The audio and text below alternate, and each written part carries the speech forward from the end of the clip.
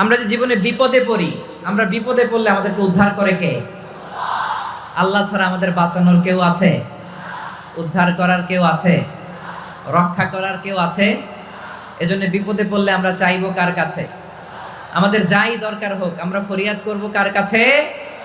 নাকি মাজারে যেয়ে চাবেন? মাজারে যেয়ে চাবেন? অনেকে তো মাজারে যেয়ে কপাল ঘষে, আছে না নাই? মাজারে যেয়ে সন্তান চায়, আছে? এই এলাকায় নাই, এলাকার লোকদের আকীদা খালেস আমি জানি। মাজারে যেয়ে কপাল ঘষে আর সন্তান চায়। আচ্ছা, মাজারে গেলে সন্তান পাওয়া যায়? আচ্ছা, মাজারে না গেলে যদি বাচ্চা না হতো, গরু ছাগলের যে বাচ্চা হয় ওরা কোন মাজারে মানত করে বলেন? কথা কি বুঝতেছেন? এই যে প্রতি বছর গরু ছাগল ভেড়া এগুলো যে বাচ্চা দেয়, এরা কোন মাজারে যে মানত করে? এজন্য চাইতে হবে একজনের কাছে, তিনি কে? আমার প্রিয় পটুয়াখালীবাসী, মাজার জিয়ারত করা সুন্নাহ। আমরা মাজার জিয়ারত করব, আল্লাহ ওয়ালাদের কবরে যাব, আমরা সেখানে যে সালাম দিব, দোয়া করব, নিজের জন্য করব, কবরে শুয়ে থাকা মাইয়েতের জন্য করব, পুরো মুসলিম উম্মার জন্য করব। কিন্তু কবরে যিনি শুয়ে আছে ওই বাবার কাছে সন্তান চাওয়া যাবে? চাকরি চাওয়া যাবে? সফলতা চাওয়া যাবে? সফলতা দেয় কে? সবাই বলেন নাই, আওয়াজ করে বলেন, সফলতা দেওয়ার মালিক কে? এক কথাই রব্বুল আলামিন বলেন, وَإِن يَمْسَسْكَ اللَّهُ بِضُرٍّ فَلَا كَاشِفَ لَهُ إِلَّا هُوَ وَإِن يُرِدْكَ بِخَيْرٍ فَلَا رَادَّ لِفَضْلِهِ يُصِيبُ بِهِ مَن يَشَاءُ مِنْ عِبَادِهِ وَهُوَ الْغَفُورُ الرَّحِيمُ الله أكبر। আল্লাহ বললেন, ওয়া ইয়ামসাসকাল্লাহু বিদুররিন ফালা কাশিফা লাহু ইল্লা হু। আল্লাহ যদি তোমাকে কোনো বিপদ স্পর্শ করায়, আল্লাহ যদি তোমারে কোনো বিপদে ফেলে দেয়, ওই বিপদ থেকে উদ্ধার করার তিনি ছাড়া আর কেউ নাই। জোরে বলেন ঠিক কিনা? তিনি যদি কোনো বিপদে ফেলেন, তিনি ছাড়া বিপদ থেকে উদ্ধার করার কেউ নাই। আর তিনি যদি তোমার প্রতি কোনো অনুগ্রহ করতে চান, ওই অনুগ্রহ ঠেকিয়ে দেওয়ার ক্ষমতাও কারো নাই। আল্লাহ যদি আপনার সফলতা দিতে চায়, পৃথিবীর কোন শক্তি ওই সফলতাকে থামাতে পারে? এজন্য আল্লাহ বললেন, খবরদার, চিন্তার আকীদা খালিস করে নাও। ওয়া ইয়ামসাসকাল্লাহু বিদুররিন ফালা কাশিফা লাহু ইল্লা হু। আল্লাহ বিপদে ফেললে বিপদ থেকে উদ্ধার করার কেউ থাকে না।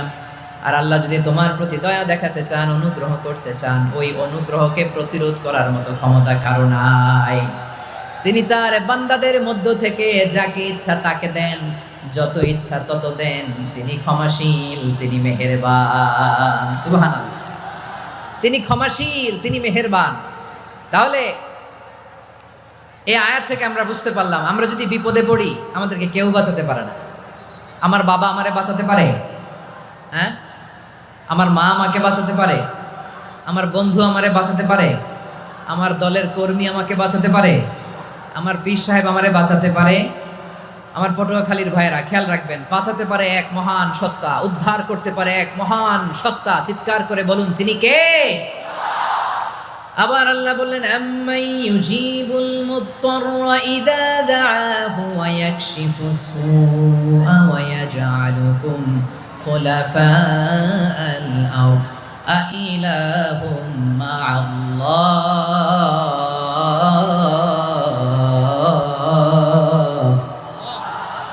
ক্বালিলাম মা তাযাক্কারুন। রব্বুল আলামিন বলেন, বিপদে পড়ে কাতর কণ্ঠে চিন্তাগ্রস্ত হয়ে যখন কেউ ফরিয়াদি হয়ে আল্লাহর ডাকে হাত তোলে, তখন এই ব্যক্তির ডাকে সাড়া দেয় কে? সবাই বলুন। কণ্ঠে বিপন্ন অবস্থায় আপনি যখন কেঁদে কেঁদে হাত তুলে আপনার দুঃখের কথা জানান, আপনি যখন ডাকেন তারে, তখন আপনার ডাকে সাড়া দেয় কে? আল্লাহ বলে, আমি সাড়া দেই। তোমাদের বিপদকে মুক্ত করে দেয় কে? ওই আল্লাহর সাথে কোন উপাস্য আছে নাকি? কিন্তু খুব অল্প সংখ্যক লোকই তোমরা উপদেশ গ্রহণ করো। কথাটা কার? তাহলে বিপন্ন মানবতা যখন কাঁদে, মানুষ যখন বিপদে পড়ে নিরুপায় হয়ে ফরিয়াদ করে, তার ডাক শোনার কেউ নাই একজন ছাড়া। চিল্লায় বলেন তো, তিনি কে? এজন্য আমরা ফরিয়াদের হাত কার দিকে তুলব? প্রিয় পটুয়াখালী বলেন, ফরিয়াদের দুটো হাত আমরা কার দিকে তুলব? এবং খেয়াল রাখতে হবে, মাথার সাথে সেট করে নিতে হবে, আল্লাহ ছাড়া আমাকে উদ্ধার করার কেউ নাই। এই পৃথিবীতে কেউ আপন না প্রিয় ভাইরা। বিপদে বললে বোঝা যায় কেউ আপন না। আপন শুধু একজন মহান সত্তা, তিনি কে?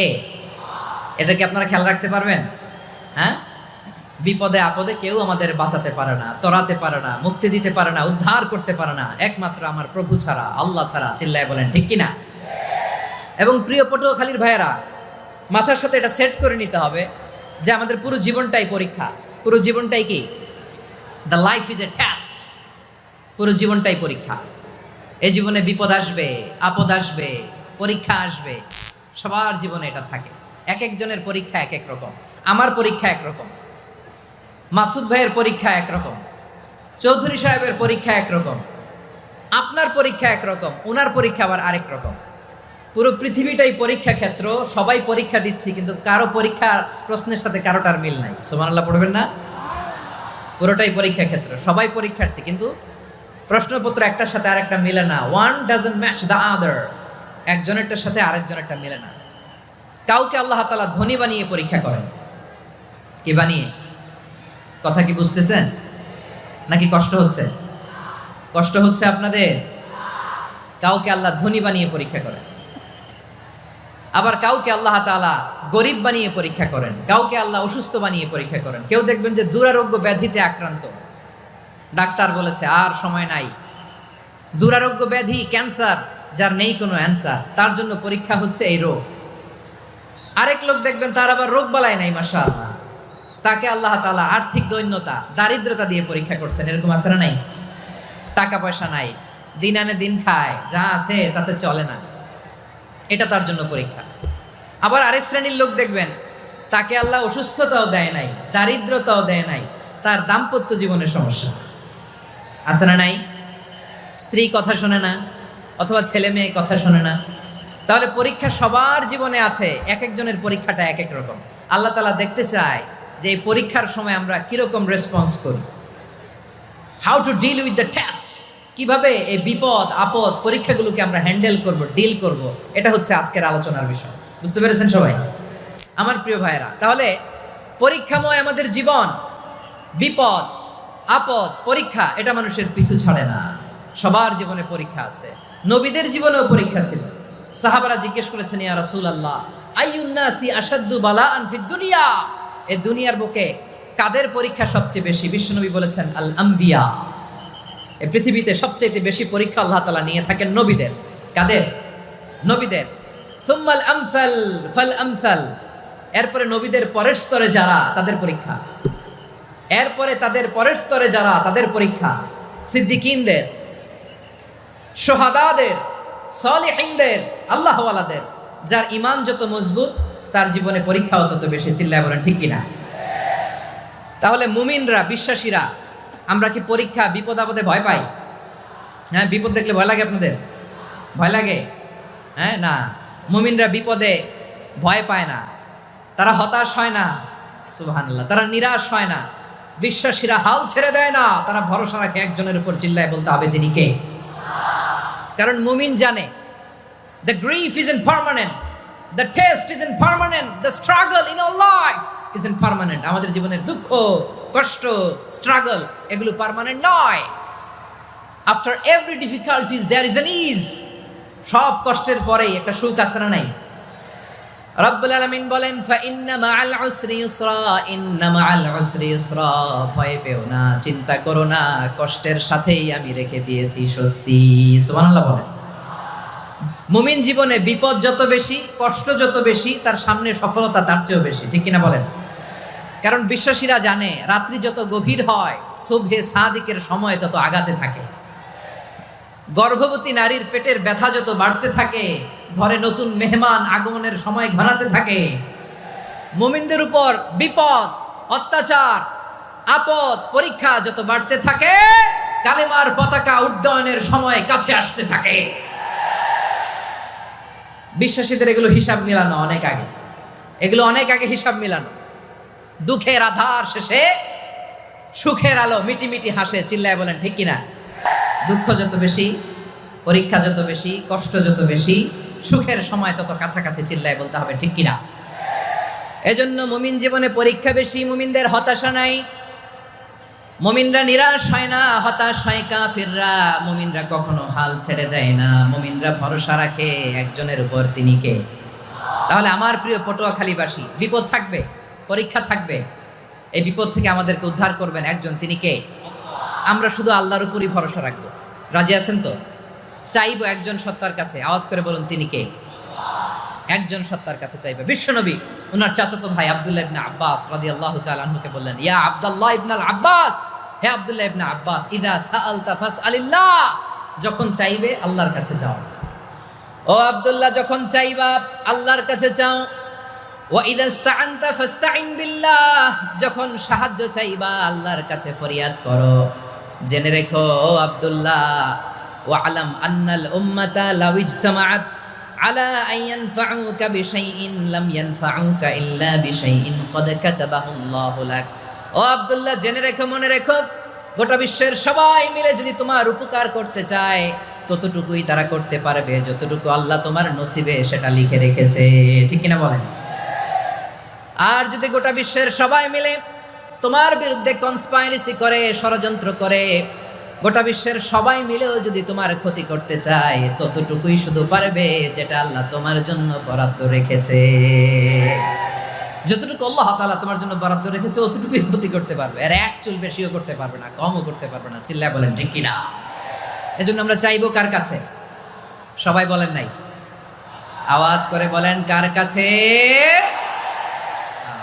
সব সময় আমরা আল্লাহর কাছে চাইবো, বিপদে আপদে, সুখে দুঃখে, সচ্ছল অবস্থায় অসচ্ছল অবস্থায়, পরাজয়ের সময় বিজয়ের সময়, সব সময় আমরা ভরসা রাখবো কার উপর? সবাই বলুন। একদল লোক আছে যারা বিপদে পড়লে আল্লাহরে ডাকে, আছে না নাই? পটুয়াখালীতে মাশাআল্লাহ নাই। বিপদ আসলে আল্লাহরে ডাকে, বিপদ নাই আল্লাহও নাই। বিপদে পড়লে নামাজ পড়ে, বিপদও নাই নামাজও নাই। বিপদে পড়লে জিকির করে, বিপদ যখন চলে যায় ওদের জিকিরও বন্ধ হয়ে যায়। এরকম আছে না নাই? কিছু লোক দেখবেন পরীক্ষা আসলে নামাজ পড়ে, আছে আছে? জেনজি আওয়াজ করো, এরকম আছে? এই কমন পড়ে গেছে, কমন পড়ছে। দেখবেন পরীক্ষার সময় নামাজ পড়ে, পরীক্ষাও নাই নামাজও আছে। এরকম কিছু লোক আছে অসুস্থ হলে আল্লাহরে বড্ড ভালোবাসে, আল্লাহরে খুব ডাকে। অসুস্থ হইলে অসুস্থতাও নাই, আল্লাহ স্মরণও নাই। দেখবেন কিছু লোক নির্বাচন আসলে খুব আল্লাহওয়ালা হয়ে যায়, তখন দেখবেন মাথার মধ্যে হেজাব লাগায়, পাঞ্জাবি লাগায়, আল্লাহওয়ালা হয়ে যায়। নির্বাচনও নাই, এরপরে আল্লাহর কথাও নাই। আছে না নাই? না, এরকম হওয়া যাবে না। সব সময় আমরা আল্লাহরে ডাকবো, বিপদে আপদে সব সময় ভরসা রাখবো আমরা একজনের উপর। আওয়াজ করে বলেন তিনি কে? এ কথাই আল্লাহ তাআলা আমাদের চোখে আঙ্গুল দিয়ে জানিয়ে দিলেন, ফাইদা রাকিবু ফিল ফুলকি দা'আউল্লাহা মুখলিসিনা লাহুদ্দিন ফালাম্মা নাজ্জাহুম ইলাল বাররি ইযা হুম ইউশরিকুন। আল্লাহ বলে একদল লোক আছে, তারা যখন নৌযানে চড়ে, জলযানে চড়ে, সাগরের মধ্যে যখন জাহাজে চড়ে, লঞ্চে চড়ে, তারা যখন তুফানের সম্মুখীন হয় তখন তারা আল্লাহরে বড্ড বেশি ডাকে, একান্তভাবে ডাকে, বিশুদ্ধ চিত্তে ডাকে। আবার তুফান থেকে তাদেরকে সেফ জোনে নিয়ে, নিরাপদ জোনে নিয়ে যখন বন্দরে আমি আল্লাহ তাদেরকে ভিড়িয়ে দেই, ওই লোকগুলো আবার আমি আল্লাহর সাথে শিরিক করে। এরকম আছে না নাই? জাহাজে উঠছে, সাগরের মাঝখানে তুফান, ওই সময় দেখবেন আল্লাহ কারে কয়। এই কথা তো আপনাদেরকে বোঝানো সহজ, আপনারা তো নদীর দেশের মানুষ। লঞ্চে চড়েন নাই কারা কারা? দেখি, লঞ্চে চড়ছেন? হ্যাঁ, লঞ্চে চড়ে নাই এরকম একজনও নাই এখানে। আচ্ছা, লঞ্চে উঠছেন কে কে? দেখি। মাশাআল্লাহ মাশাআল্লাহ মাশাআল্লাহ, ঠিক আছে, আপনাদের বোঝানো সহজ। আচ্ছা, লঞ্চে উঠে তুফানের সম্মুখীন হয়েছেন, জলোচ্ছ্বাস সবাই, মাশাআল্লাহ। তো এই ওয়াজ তো আপনাদের মুখস্থ হবে, ঠিক কিনা বলেন? আমার বলার দরকার নাই, বলেন। মাঝ নদী, তুফান, জলোচ্ছ্বাস, জলের মধ্যে উচ্ছ্বাস, ঢেউ, টর্নেডো, সাইক্লোন, মেঘের ঘন ঘটা, পরিবেশ ঘুটঘুটে অন্ধকার, লঞ্চ একবার এদিকে আরেকবার ওইদিকে, ভিতরে কি অবস্থা হয় বলেন তো? হ্যাঁ, তখন মুসলিম আল্লাহরে ডাকে, হিন্দু আল্লাহরে ডাকে, ঠিক কিনা বলেন? আস্তিক আল্লাহরে ডাকে, নাস্তিক আল্লাহরে ডাকে, ঠিক কিনা? লঞ্চের ভেতর, স্টিমারের ভেতর কান্নারে রোল পড়ে যায়, চিৎকারের রোল পড়ে যায়, সবার মুখ দিয়ে শুধু একটা আওয়াজ, লা ইলাহা লা ইলাহা লা ইলাহা সুবহানাল্লাহ আলহামদুলিল্লাহ লা ইলাহা। আল্লাহ নামের জিকির করবে যারা, আল্লাহর কাছে প্রিয় তারা, আল্লাহর কাছে প্রিয় যারা, জান্নাতে প্রবেশ করবে তারা, জোরে লা ইলাহা লা ইলাহা ইল্লাল্লাহ লা ইলাহা ইল্লাল্লাহ মুহাম্মাদুর রাসূলুল্লাহ সাল্লাল্লাহু আলাইহি ওয়াসাল্লাম। আমার প্রিয় পটুয়াখালীবাসী, তাহলে লঞ্চের ভেতরে যখন আমরা তুফানের মধ্যে পড়ি, তখন সবাই মিলে আমরা একটা নামের জিকির করি। নামটা কার? মুসলমানেরাও ডাকে, হিন্দুরাও ডাকে, আস্তিকও ডাকে, নাস্তিকও ডাকে, সবাই ডাকে একজনকে, তিনি কে? আবার দেখবেন ওই আল্লাহ তুফানের পরে, ঝড়ের পরে ওই লঞ্চটাকে যখন সদর ঘাটে ফিরিয়ে দেয়, আবার আমরা নাফরমানি শুরু করে দেই।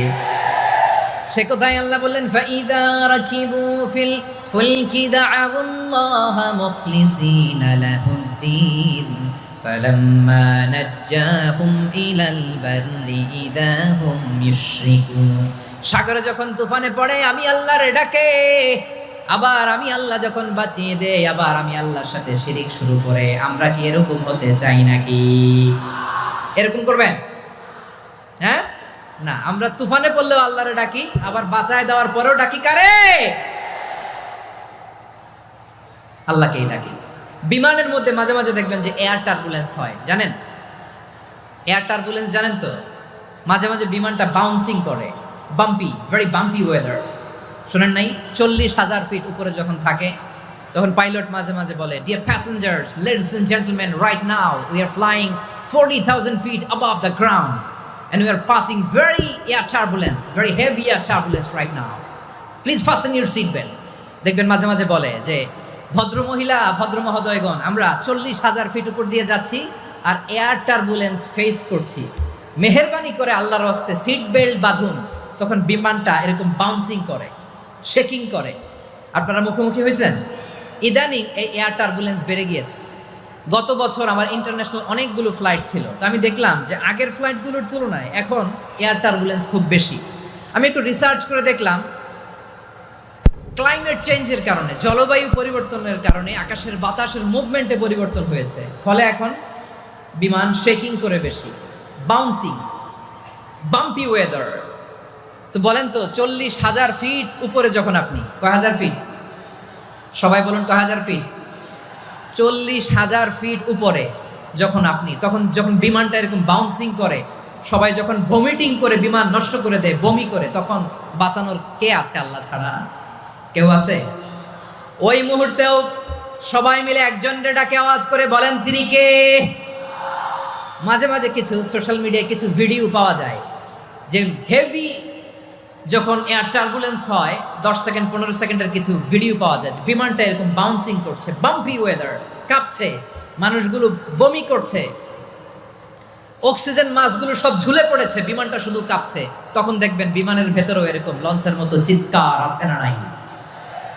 বিমানের ভেতরেও তখন চিৎকার। গত বছর হিথ্রো এয়ারপোর্ট থেকে সিঙ্গাপুর এয়ারলাইন্সের একটা ফ্লাইট, হিথ্রো টু চাঙ্গি, একটা ফ্লাইটে এমন বেশি এয়ার টার্বুলেন্সের শিকার হয়েছিল ওই এয়ারক্রাফটটা, 33 জন যাত্রী সেখানে আহত হয়েছে, একজন যাত্রী নিহত হয়েছে। কেবিন ক্রুজ, এয়ার হোস্টেস যারা আছে, একজনের নাক ফেটে, চোখ ফেটে, কপাল ফেটে, ব্লিডিং হয়ে শয়লা। প্রিয় ভাইয়েরা, 40,000 ফিট উপরে বিমানটা যখন কাঁপবে, তখন আমাদেরকে আল্লাহ ছাড়া আর কেউ বাঁচানোর আছে? এত আস্তে বললে হবে? ওই কঠিন মুহূর্তে আমার বাবা আমারে বাঁচাতে পারে, আমার বন্ধু আমারে বাঁচাতে পারে। এই গ্রাউন্ডে, জমিনের বুকে আমার প্রোটোকল, আমার ক্ষমতা, আমার দাম্ভিকতা, কোনো কিছু আমারে বাঁচাতে পারে একজন ছাড়া। চিল্লায় বলতে হবে, তিনি কে? সে আল্লাহ বললেন, গোলাম আমি বিপদের সময় ঠিকই তোমাদের বাঁচিয়ে দেই। ওই বিমানের ভেতরে 40,000 ফিট উপরে যখন তোমরা এয়ার টার্বুলেন্সের শিকার হও, তখন নাস্তিকও আল্লাহরে ডাকে, হিন্দু আল্লাহরে ডাকে। জোরে বলেন ঠিক কিনা? আবার বিমানটা যখন শান্ত হয়ে যায়, একটু পরেই বিমানের স্ক্রিনের মধ্যে হিন্দি সিনেমা খোঁজে। বিমানের স্ক্রিনে কিন্তু বিশাল ওখানে আফলাম ফিল্মের একেবারে বোঝাই করা। বিমানটা শান্ত হলে আবার হিন্দি সিনেমা দেখা শুরু করে। একটু আগে ডাকছিল কারে? কারে? দেখবেন বাংলাদেশে আমাদের ক্রিকেটাররা যখন অন্য কোনো দেশের সাথে খেলে, অনেক সময় এমন হয় বল বাকি একটা, রান দরকার 6টা। বল বাকি কয়টা? পটুয়াখালী বোঝে নাই বোধহয়। বল বাকি কয়টা? রান দরকার। আপনি দেখবেন ক্যামেরাম্যান তখন গ্যালারিতে খালি দেখায় দর্শকদের যে কি অস্থিরতা। হিপ হপ স্টাইলের মেয়েটা, যে মেয়েটার ওড়না এতক্ষণ ছিল গলায়, এতক্ষণ কই ছিল, ওই মেয়েটা দেখবেন ওড়নাটা টেনে মাথায় দিয়ে এরকম মুনাজাত ধরতেছে, আল্লাহ আল্লাহ, একটা ছক্কা, আল্লাহ আল্লাহ, আমার লাল সবুজের পতাকারে তুমি অপমানিত কইরো না আল্লাহ, ইন্ডিয়ার সাথে আমাদের খেলা আল্লাহ আল্লাহ, একটা ছক্কা, একটা একটা। পুরো পুরো খেলা জুড়ে এই মেয়ের ওড়না ছিল গলায়, কিন্তু যখন 1 বলে 6 রান দরকার, ওড়না চলে আসছে কোথায়? মাথায়। আবার মুনাজাত আছে না নাই? ঠিকই বাংলাদেশের দামাল ছেলে এমন এক শট মারলো, বল চলে গেল স্টেডিয়ামের বাইরে, ছক্কা, জিতে গেলাম আমরা। পুরো স্টেডিয়াম জুড়ে চিৎকার, হই হুল্লোড়, মৌজ মাস্তি। যেই মেয়েটা মাথার মধ্যে ওড়না দিয়ে এতক্ষণ সুবহানাল্লাহ সুবহানাল্লাহ বলে আল্লাহর কাছে দোয়া করেছে, ওই মেয়ে এখন আবার ওড়না ফেলে দিয়ে নাচা শুরু করে দিয়েছে। তাহলে আল্লাহর ভয়, আল্লাহর প্রতি আস্থা, বিশ্বাস, ভালোবাসা, এটা কি ক্ষণিকের জন্য? মানে আমার যখন লাগবে তখন আল্লাহরে ইউজ করবো নাকি? হ্যাঁ, বিপদে আপদে, সুখের সময় দুঃখের সময়, সচ্ছল অসচ্ছল অবস্থায় বিশ্বাসীরা ভরসা রাখে একজনের উপর। চিৎকার করে বলে, পটুয়াখালী তিনি কে?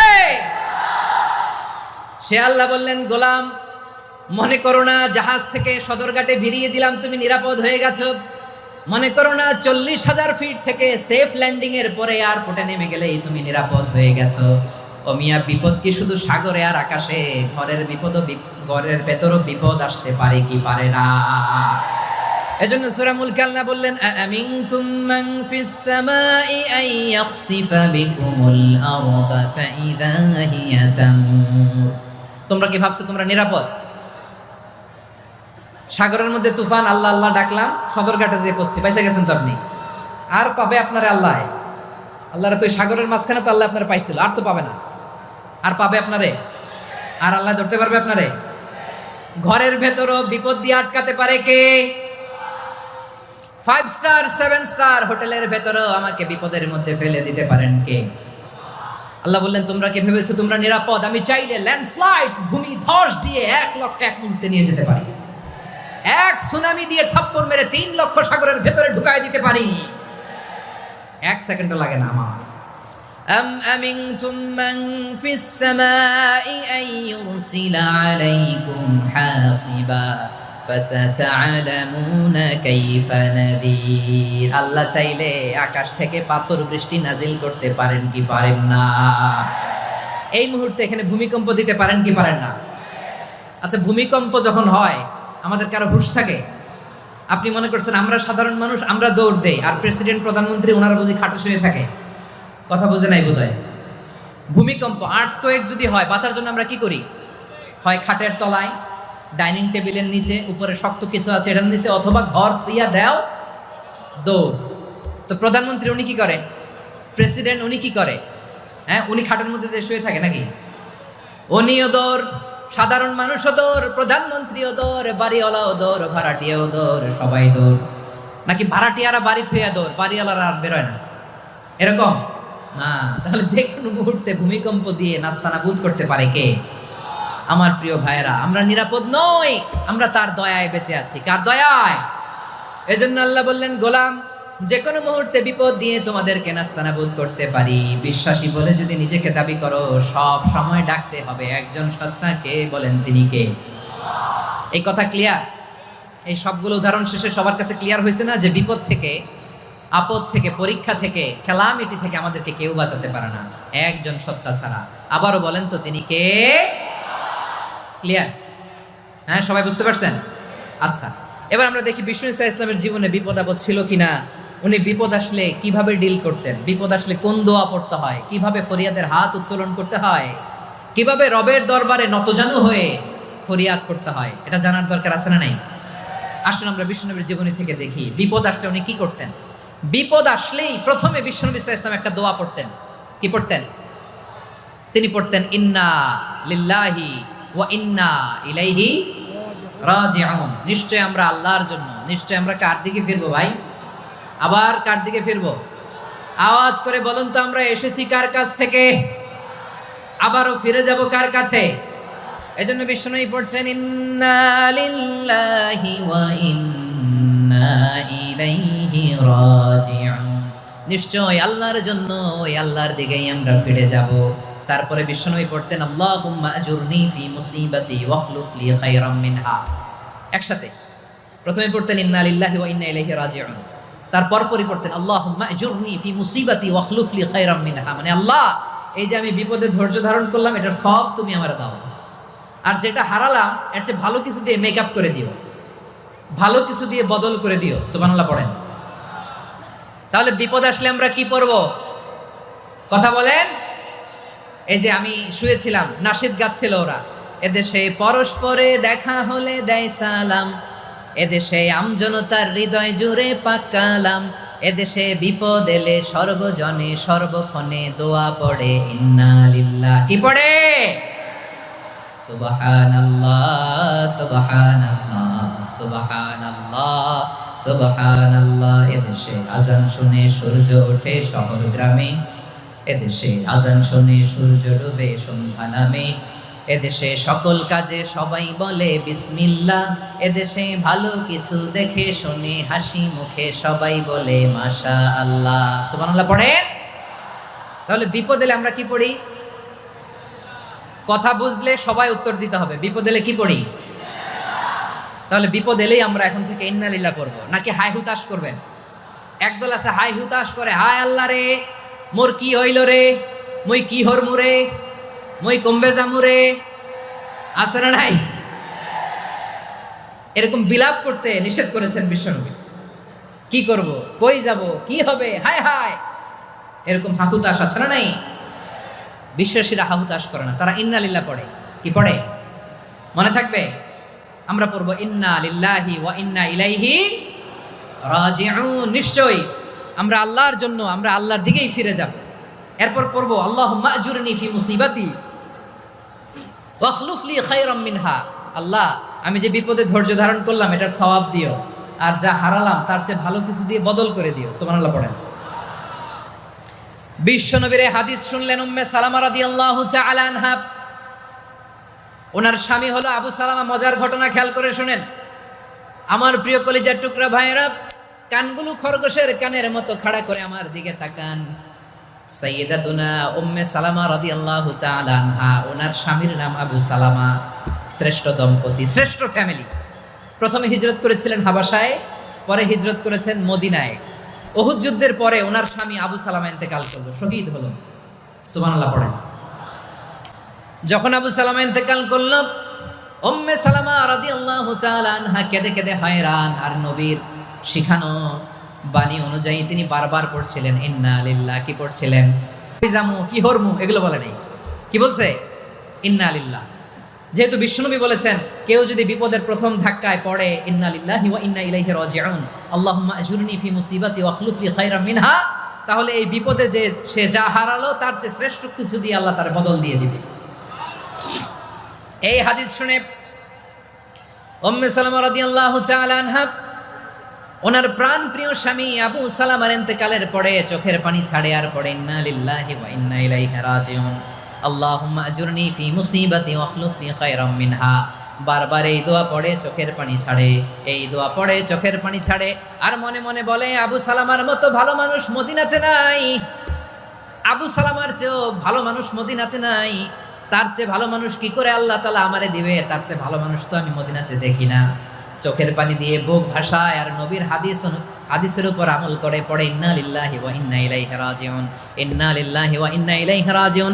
পড়তে পড়তে চোখের পানি ছাড়ে আর চিন্তা করে বিশ্বনবী বললেন, এই দোয়া পড়লে যেটা হারালাম তার চেয়ে ভালো কিছু দিয়ে আল্লাহ পুরস্কার দেয়। আবু সালামার চেয়ে ভালো মানুষ মদিনার মধ্যে আর কে হতে পারে?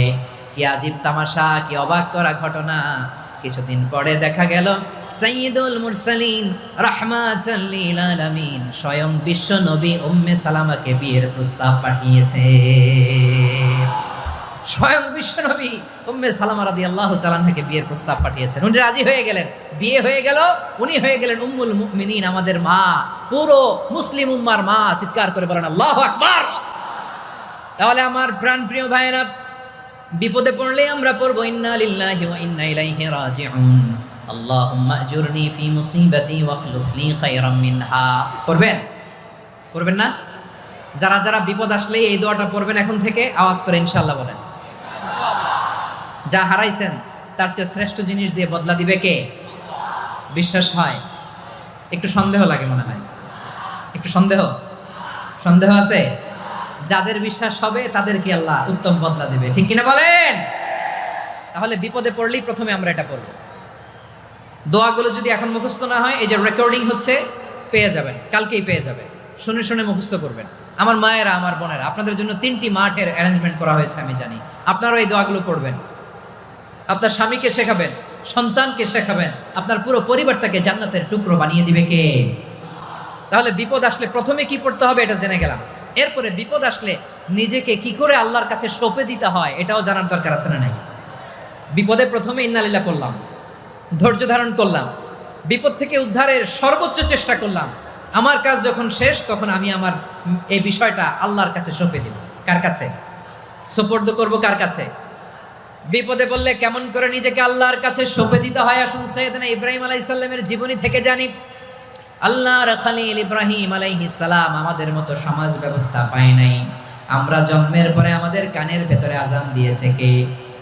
একামত দিয়েছে কে? আমাদের বাপদাদারা আমাদের কানে আজান দিয়েছে কি? দেয় নাই। আমাদের জন্মের পরেই তো আজান, একামত, বাড়ির পাশে মসজিদ, প্রতিদিন আজান, জুমার খুতবা, প্রতি মাসে মাসে তাফসিরুল কোরআন মাহফিল, মসজিদ, মিনারা, অভাব নাই, ঠিক কিনা বলেন? আপনি যেই সুন্দর ইসলামিক এনভায়রনমেন্ট পেয়েছেন, আমাদের ইব্রাহিম খলিল উনিও কি এরকম পেয়েছিলেন? হ্যাঁ, উনি জন্মের পর পরে ওনার কানে আজান দিছে কেউ? আমার প্রিয় ভাইরা, আগা গোড়া একটা শিরকি পরিবেশ উনি জন্মগ্রহণ করেছেন। উনি ছাড়া ওই তল্লাটে একজনও আল্লাহর উপর বিশ্বাসী নাই। কল্পনা করতে পারেন? গোটা তল্লাটে, গোটা দেশে বিশ্বাসী মুমিন, আল্লাহর উপর বিশ্বাস স্থাপনকারী কয়জন? সবাই বলেন কয়জন? বাকি সব মুশরিক। বাকি সব মুশরিক নিজের সাথে নিজে শক্ত বোঝাপড়া করে, অ্যানালজি করে, সেলফ কনভারসেশন করে উনি মহা সত্যের সন্ধান পেয়েছে। উনি আকাশের তারা দেখে ভাবে মনে হয় এটাই আমার খোদা, ওরা দেখে তারা নাই, মনে মনে বলে না তাইলে এটা না। আবার চাঁদ দেখে বলে চাঁদটা বড় মায়া লাগে, মনে হয় এটাই আমার রব, পরে দেখে চাঁদও নাই, কয় না এটা না। এরপরে দ্বীপ প্রহরের জলজলে সূর্যটা খাঁ খাঁ করে গোটা পৃথিবীটারে রৌদ্র দিয়ে তাতিয়ে রাখে। তিনি ভাবলেন মনে হয় এটাই আমার রব, কারণ এটাই তো সবচেয়ে বড়। কিন্তু বিকেল বেলা ওই সূর্যটাও যখন চলে যায়, সাইয়েদনা ইব্রাহিম বলে না এটাও তো নাই, আমার খোদা যদি আমারে ছেড়ে চলে যায়, বিপদে পড়লে আমারে উদ্ধার করবে কে? এভাবে নিজের সাথে অ্যানালজি, সেলফ কনভারসেশন করতে করতে করতে তিনি মহা সত্যের সন্ধান পেয়েছেন। সুবহানাল্লাহ পড়েন। সব শেষে তিনি ডিসিশন নিয়ে ঘোষণা দিলেন, ইন্নী ওয়াজ্জাহাতু ওয়াজহিয়া লিল্লাযী ফাতারাস সামাওয়াতি ওয়াল আরদা হানিফান ওয়া মা আনা মিনাল মুশরিকিন। নিশ্চয় আমি এমন সত্তার দিকে মনোনিবেশ করলাম, মুখাপেক্ষী হলাম, যিনি আকাশ বানিয়েছেন, জমিন বানিয়েছেন, আমি মুশরিক নই। সুবহানাল্লাহ। পারতেন? আপনি পারতেন? কেউ নাই, লক্ষ লক্ষ মুশরিক, আপনি একা। ওনার মতো এরকম বিচক্ষণতা দিয়ে আল্লাহরে খুঁজে পাইতে পারতেন আপনি? কি নবী ছিল, আল্লাহকে খুঁজে পেয়েছে। যখন আল্লাহর ইবাদত শুরু করলো, এই কথা ছড়ায় পড়লো চারদিকে। নমরুদ সাইয়েদনা ইব্রাহিমকে ডেকে পাঠালেন, নমরুদ বলে, ইব্রাহিম তুমি নাকি মূর্তির পূজা না করে কোন নতুন রবের ইবাদত করো, কে তোমার রব? সাইয়েদনা ইব্রাহিম বললেন, রব্বি আল্লাযী ইউহয়ী ওয়া ইউমীত, আমি এমন রবের ইবাদত করি যিনি জীবন দেন, যিনি মৃত্যু দেন। নমরুদ বলে, তাই নাকি? তোমার রব জীবন দেয় মৃত্যু দেয়, আর এটা তো আমি দেই, আমিও তো জীবন দেই, আমিও তো মৃত্যু দেই। সাইয়েদনা ইব্রাহিম বললেন, কেমন করে তুমি জীবন দাও মৃত্যু দাও, একটু দেখাও তো। নমরুদ জেলখানা থেকে দুজন কয়েদিকে ডেকে আনলো, কয়েদি এনে অর্ডার করলো, একটাকে এখনই শিরোচ্ছেদ, হেড অফ, ডেথ পেনাল্টি, মৃত্যুদণ্ড দেয়া হলো, ফিনকি দিয়ে রক্ত বেরোলো। নমরুদ বলে, দেখো দুজনকে ধরে আনলাম, একজন কয়েদিকে দিলাম ডেথ পেনাল্টি, মৃত্যুদণ্ড, ওরে মৃত্যু দিলাম, আরেকজন যে দাঁড়িয়ে আছে চাইলে ওরেও আমি মৃত্যুদণ্ড দিতে পারি, কিন্তু না, ওরে আমি দিব না, ওরে আমি বাঁচাইয়া দিলাম, ছেড়ে দিলাম, মানে জীবন দিলাম। দেখো ইব্রাহিম, তোমার চোখের সামনে একজনরে মৃত্যু দিলাম, আরেকজনরে জীবন দিলাম। আপাত দৃষ্টিতে তাই তো, একজনরে তো জীবন দিল, আরেকজনরে মৃত্যু দিল। সাইয়েদনা ইব্রাহিম এবার বিপাকে পড়ে গেলেন, কিন্তু এক একজন নবীকে আল্লাহ এমন উইজডম বিচক্ষণতা দিয়ে এই জমিনে পাঠিয়েছেন, মুহূর্তের মধ্যে আল্লাহর খলিল ইব্রাহিম বললেন, فإن الله يأتي بالشمس من المشرق فأتي بها من المغرب فبهت الذي كفر। আল্লাহর খলিল ইব্রাহিম বললেন, নমরুদ বুঝলাম তুমি জীবন দাও মৃত্যু দাও দেখলাম, কিন্তু আমার রব, আমার আল্লাহ প্রতিদিন সকালবেলা উষা লগ্নে ওই পূর্ব দিগন্ত থেকে সূর্যটাকে উদিত করেন, সাঁঝের বেলা, বিকেল বেলা, কুথুরি লগ্নে, সন্ধ্যা বেলা ওই দ্বিপ্রহরের জল জলে সূর্যটাকে পশ্চিম দিগন্তে ডুবিয়ে দেন। মানে সকালবেলা পূর্ব দিক থেকে উদিত করা সূর্যটাকে পশ্চিম দিকে বিকেলে তিনি ডুবিয়ে দেন। তুমি যদি পারো ওই সূর্যটাকে পশ্চিম দিক থেকে উদিত করে পূর্ব দিকে ডুবিয়ে দাও। সুবহানাল্লাহ পড়বেন না? দেখেন, ইনস্ট্যান্ট ইন্টেলেক্ট, মুহূর্তে বিচক্ষণতা, উইজডম কাকে বলে? নমরুদ পারবে? নমরুদের বাপ পারবে? ওর দাদা, ওর 14 গোষ্ঠী, গোটা বিশ্বের সব ক্ষমতাধর রাষ্ট্রনায়করা একসাথে হলে পারবে? ফাবুহিতাল্লাযী কাফার পারে নাই, ব্যর্থ হয়েছে। এবার তেলে বেগুনে জ্বলে উঠেছে, রেগে মেগে আগুন বলে, ফালকুহু ফিল জাহিম, ওর সাথে তর্ক নাই, না পেরে এবার এটারে আগুনে ফেলা। বিশাল বিশাল গাছ কেটে লাকড়ি এনে আগুনের কুণ্ডলি বানানো হলো, দাও দাও দাও দাও করে আগুন জ্বলে। আল্লাহর খলিল ইব্রাহিমকে আগুনে নিক্ষেপ করা হবে। আল্লাহর খলিল সাইয়েদনা ইব্রাহিমের হাতের মধ্যে রশি দিয়ে টাইট করে বাঁধা হলো, পায়ের মধ্যেও টাইট করে রশি দিয়ে বাঁধা হলো। আল্লাহর খলিল ইব্রাহিমকে আগুনের কুণ্ডলির মধ্যে ফেলা হবে। অমিয়া, আপনি যে বিপদের কারণে ভয় পান, হতাশ হন, এটা কোনো বিপদ ওনার বিপদের সামনে? পটুয়াখালী আওয়াজ করে বলুন, সাইয়েদনা খলিল ইব্রাহিমের বিপদের সামনে আমাদের বিপদগুলো কোনো বিপদ? এটা কোনো বিপদই না, এটা কোনো বিপদই না। হাত পা বেঁধে টাইট করে নিক্ষেপ করা হবে, সিম্পলি ফেলা যাবে না, কারণ দাও দাও করে দ্য ব্লেজিং ফায়ার, এমন আগুনের কুণ্ডলি, কাছে যাওয়া যায় না, আগুনের উত্তাপে নিক্ষেপ করা হবে। হাতে রশি বেঁধে, পায়ে রশি বেঁধে আল্লাহর খলিল ইব্রাহিম আলাইহিস সালামকে আগুনের মধ্যে নিক্ষেপ করা হবে। আহা, এটার বলে অগ্নি পরীক্ষা। উনি অগ্নি পরীক্ষার সম্মুখীন হয়েছিলেন, এজন্য কঠিন পরীক্ষাকে আমরা অগ্নি পরীক্ষার সাথে তুলনা করি, ঠিক কিনা? সাইয়েদনা জিবরাইল এসে বললেন, ও আল্লাহর খলিল, ওরা তো আপনার হাতও বেঁধে ফেললো, পাও বেঁধে ফেললো, নড়াচড়ার সুযোগ নাই, বলেন আমি জিবরিল ফেরেশতা আপনার জন্য কি করতে পারি?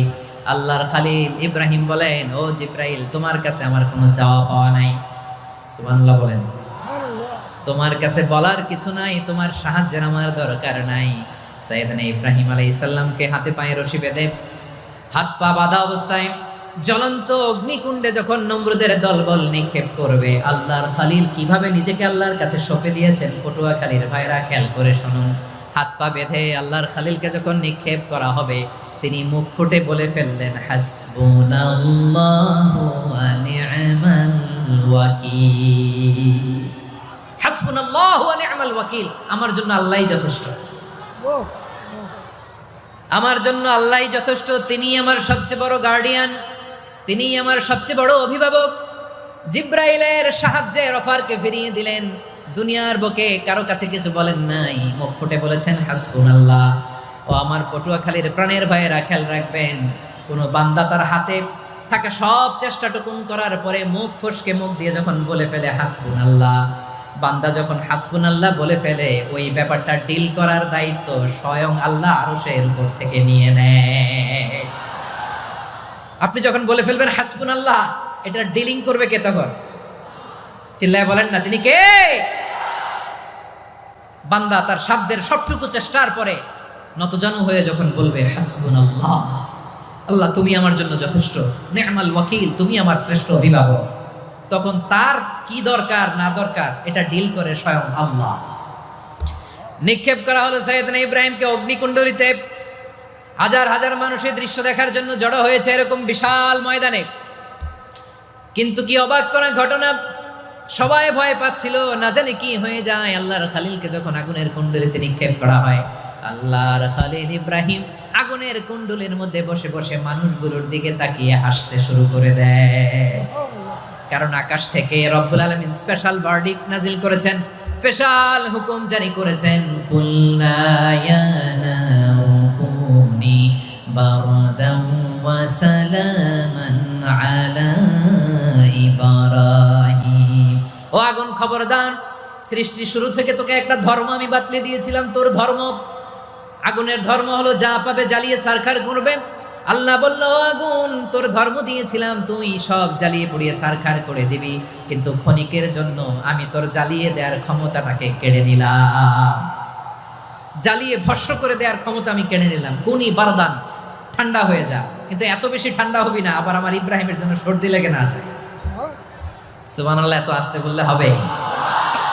কুনি বারদান, বার্দ মানে বরফ, ঠান্ডা, ঠান্ডা হ, কিন্তু এত ঠান্ডা হবি না যাতে আমার ইব্রাহিমের কষ্ট হয়। আগুন বলে, আল্লাহ একবার বললাম ঠান্ডা হ, আবার বলো এত ঠান্ডা হবি না যাতে খালিলের সর্দি না লাগে। কেমন ঠান্ডা হব, কেমন এনভায়রনমেন্ট তৈরি করে দেব বলো?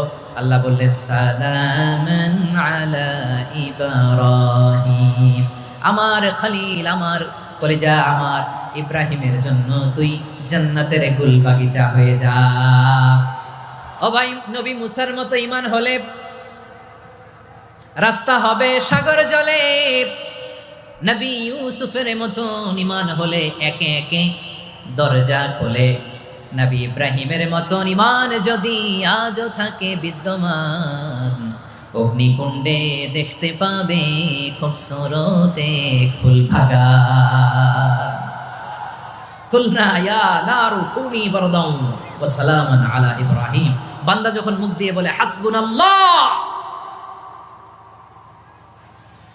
আমার আল্লাহ আমার জন্য যথেষ্ট, এই বলে যখন নিজেকে সঁপে দেয়, তার কি লাগবে ওই দায়িত্ব স্বয়ং নিয়ে নেয় কে? সবাই বলেন, স্বয়ং নিয়ে নেয় কে? তাহলে আমার প্রিয় ভাইরা, বিপদের শুরুতেই আমরা বলবো ইন্না লিল্লাহ। শুরুতে কি বলবো? এরপরে যেই বাক্যটা পড়ে নিজের পরিস্থিতিকে আল্লাহর দরবারে সঁপে দিব, সেটা হচ্ছে হাসবুনাল্লাহ। সেটা কি? বিষ্ণু বলেন, লা ইয়াজালু লিসানুকা রাতাবান মিন যিকরিল্লাহ, সব সময় আল্লাহর স্মরণ দিয়ে, জিকির দিয়ে জিহ্বাটারে সিক্ত রাখো। আর শয়তানু জাসিমুন আলা কলবি ইবনে আদম, শয়তান বনি আদমের কলবে খামচি মেরে বসে থাকে। ফাইদা যাকারাল্লাহ খালাসা, মানুষ যখন আল্লাহ স্মরণ করে জিকির করে, শয়তান দৌড়ে পালায়। ওয়া ইদা গাফালা ওয়াসওয়াসা, যখনই বনি আদম গাফেল হয় তখনই শয়তান তার হৃদয়ে ওয়াসওয়াসা দেয়। এজন্য বিপদে পড়লে ইন্না লিল্লাহ, নিজের সবটুকুন করার পরে, নিজের রোল প্লে করার পরে নিজেকে আমরা কি বলে সঁপে দিব? সবাই বলেন, সবাই বলতে হবে, আরো জোরে বলে, মনে থাকবে? বিপদে পড়লে প্রথমে ইন্না লিল্লাহ, এরপরে নিজেকে যখন সঁপে দিব তখন হাসবুনাল্লাহ। এরপরে কঠিন বিপদ যদি যখন বিশ্বনবী পড়তেন তখন কি করতেন? এমন বিপদ মাঝে মাঝে হয় না, দেয়ালে পিঠ থেকে যায়, চোখে মুখে অন্ধকার, কি করব দিশা খুঁজে পাই না, এরকম হয় কখনো? হ্যাঁ, আপনাদের হয়? হয় না? তো জান্নাতে আছেন আপনারা। হয় হয়, এরকম হয়েছে না যে দেয়ালে পিঠ থেকে গেছে, চোখে মুখে অন্ধকার, কই যাব, কি করব, বাঁচানোর কেউ না, এরকম হয়েছে কখনো আপনাদের? যদি হয় তাইলে এটার সলিউশন বলবো, না হইলে তো এগুলো বলে লাভ নাই। হয় হয় হয়। বিশ্বনবী এরকম কঠিন বিপদে পড়েছেন জীবনের কিছু কিছু মুহূর্তে। ওই মুহূর্তে বিশ্বনবী স্পেশাল দুইটা দোয়া পড়তেন, এই দোয়াগুলো আপনাদেরকে জানিয়ে দেয়। বিশ্বনবী বলেন, কঠিনতম বিপদে যখন পড়বা, দেয়ালে পিঠ থেকে যায়, চোখে মুখে অন্ধকার, বাঁচার কোনো উপায় নাই, তখন পড়বা লা ইলাহা ইল্লা আনতা সুবহানাকা ইন্নী কুনতু মিনাজ জালিমিন। আল্লাহ, তুমি ছাড়া কোনো ইলাহ নাই, তুমি পবিত্র, নিশ্চয় আমি জালিমদের অন্তর্ভুক্ত। সুবহানাল্লাহ বলেন। এই দোয়া সাইয়েদনা ইউনূস আলাইহিস সালাম পড়েছিলেন যখন মাছের পেটে ছিলেন। কিসের পেটে? এবং অনেক মুফাসসিরিন ইকরাম বলেছেন, অনেক আহলুল ইলমরা বলেছেন এটা হচ্ছে ইসমে আজম। ইসমে আজম এমন দোয়া যেটা দিয়ে দোয়া করলে আল্লাহ দোয়া কবুল করে, কিন্তু এটা কোনটা এটা নিয়ে ইখতিলাফ আছে। কোন আহলুল ইলম বলেন এই লা ইলাহা ইল্লা আনতা সুবহানাকা ইন্নী কুনতু মিনাজ জালিমিন এটা হচ্ছে ইসমে আজম। সাইয়েদনা ইউনূস আলাইহিস সালাম পড়েছেন, আপনারা পড়েননি? তুফান হইলে পড়েন না? আমাদের এলাকায় তো এটা খুব, এটার উপর ব্যাপক আমল আছে। পটুয়াখালীতে কি অবস্থা বলেন? পড়েন পড়েন পড়েন পড়েন। একটা গল্প শুনেছিলাম, পাক হানাদার বাহিনী যখন বাংলাদেশে অ্যাটাক করতো, ৭১ সালের ঘটনা বলতেছে, আমরা তো দেখি নাই, শুনছি আর কি। ৭১ যদি দেখতাম এতদিনে রাজাকার হয়ে যেতাম। আল্লাহ আমাদেরকে বাঁচাই দিছে, আল্লাহর মেহেরবানি, ঠিক কিনা বলেন? মন মতো হইলে মুক্তিযোদ্ধা, মন মতো না হইলে রাজাকার। কত কিছু দেখলাম এই শাহবাগের বুকে। আল্লাহ, ৭১ সালে দেখি নাই, আমরা শুনেছি পাক হানাদার বাহিনী জিজ্ঞেস করতো মুসলিম না অমুসলিম চেক করার জন্য, বলতো কালেমা বল, কালেমা বাতাও। তো যারা কালেমা বলতে পারতো পাকিস্তানি বাহিনী নাকি ওদেরকে ছেড়ে দিত, শুনেছি। তো একজনকে, এক বাঙালিরে পেয়ে তার মাথার মধ্যে বন্দুকের নল ধরে বলতেছে কালেমা বল সালে, কালেমা বাতা, কালেমা বল। তো ভয়ের চোটে এই দোয়া পড়া শুরু করছে। ও পড়তেছে লা ইলাহা ইল্লা আনতা সুবহানাকা ইন্নী কুনতু মিনাজ জালিমিন। পাকিস্তানি বলে সালে ये तो मुसीबत का कलेमा है। বাঙালি কয় হাম তো ভি মুসিবত মে হ্যাঁ। পাকিস্তানি বলে বেটা কোন দোয়া বললি, এটা তো মুসিবতের কালেমা। কয় আমিও তো মুসিবতে আছি, আমার মাথার মধ্যে বন্দুক ধরে তুমি আমার কালেমা জিজ্ঞেস করো, এখন কোনটা কালিমা আর কোনটা কি দোয়া, আমার হুশ আছে নাকি? প্রিয় ভাইরা, আসলে এটা দোয়াউল মুসিবা, বিপদে পড়লে এ দোয়া পড়তে হয়। লা ইলাহা ইল্লা আনতা সুবহানাকা ইন্নী কুনতু মিনাজ জালিমিন, এটা পড়বেন আপনারা। এই দোয়া পড়ে সাইয়েদনা ইউনূস আলাইহিস সালাম মাছের পেট থেকে রক্ষা পেয়েছিলেন। রক্ষা করেছিল কে? তুমি ইউনূস নবীরে যখন খাইলো মাছেতে গিলিয়া, ফেরেশতা পাঠাইয়া দিলে ইসমে আজম দিয়া। প্রাণে ছিল যাহার ভয় সেথা পাইল আশ্রয়, প্রাণে ছিল যাহার ভয় সেথা পাইল আশ্রয়। মাছের পেট হতে সে যে পেল পরিত্রাণ। আল্লাহু আল্লাহু তুমি জাল্লে জালালুহু, শেষ করা তো যায় না গে তোমার গুণগান। আল্লাহু আল্লাহু, সুবহানাল্লাহ পড়ে। লা ইলাহা ইল্লা আনতা সুবহানাকা ইন্নী কুনতু মিনাজ জালিমিন। বিশ্বনবী বললেন দেয়ালে পিঠ থেকে গেলে, চোখে মুখে অন্ধকার, বাঁচার কোনো উপায় নাই, তখন এই দোয়াটা পড়তে হবে। এই দোয়া পড়ে আল্লাহর কাছে ফরিয়াদ করলে বিপদ মুক্ত করবেন কে? কেন এই দোয়াটা আল্লাহর কাছে বড্ড প্রিয় জানেন আমার ভাইয়েরা? কারণ এই দোয়ার মধ্যে 3টা জিনিস আছে। আমি যেরকম আঙ্গুল উঁচু করেছি এরকম করেন তো। 3টা, কয়টা? 3টা। 1 নম্বরে হচ্ছে তাওহীদ, 2 নম্বরে তাসবিহ, 3 নম্বরে তাকরীর। আই রিপিট, আবারও বলছি, 1 নম্বরে তাওহীদ, 2 নম্বরে তাসবিহ, 3 নম্বরে তাকরীর। এই দোয়াটা আল্লাহর কাছে এত পছন্দনীয় কারণ এই দোয়ার প্রথম অংশে আছে তাওহীদ, আল্লাহর একত্ববাদের ঘোষণা। লা ইলাহা ইল্লা আনতা, ও আল্লাহ আপনি ছাড়া কোনো ইলাহ নাই, উপাস্য নাই। এই কথা বললে আর আল্লাহ বড্ড খুশি হয়ে যায়, সুবহানাল্লাহ পড়েন। এই দোয়ার দ্বিতীয় অংশে আছে তাসবিহ, মানে আল্লাহর প্রশংসা, প্রশংসা সূচক বাণী। সুবহানাক সুবহানাক সুবহানাক, ও আল্লাহ আমি আপনার পবিত্রতা ঘোষণা করছি, সুবহানাক। এই কথা শুনলেও আল্লাহ খুশি হয়ে যায়, সুবহানাল্লাহ পড়েন। এই দোয়ার তৃতীয় অংশে আছে তাকরীর, তাকরীর মানে পাপের স্বীকৃতি। তাকরীর মানে কি? তাকরীর মানে পাপের স্বীকৃতি। এই দোয়ার তৃতীয় অংশে আছে ইন্নী কুনতু মিনাল জালিমিন, ও আল্লাহ আমি জালিমদের অন্তর্ভুক্ত। আল্লাহ আল্লাহ আমি জালেম, আল্লাহ আমি ভুল করেছি, অন্যায় করেছি, আল্লাহ আমি জালেমদের অন্তর্ভুক্ত। এই পাপের স্বীকৃতি, অ্যাকনোলেজমেন্ট আল্লাহ বড্ড পছন্দ করে।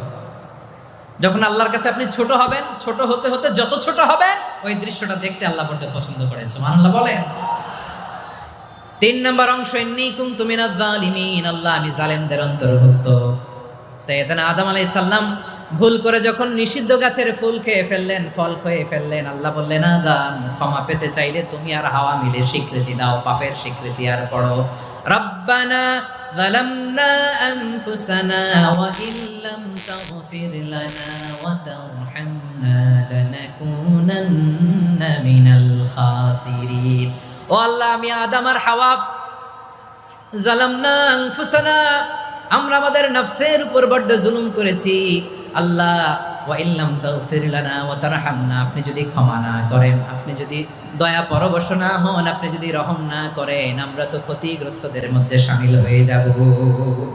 এই দোয়া করার সাথে সাথে সাইয়েদনা আদম আর হাওয়া আলাইহিস সালামকে ক্ষমা করে দিলেন কে?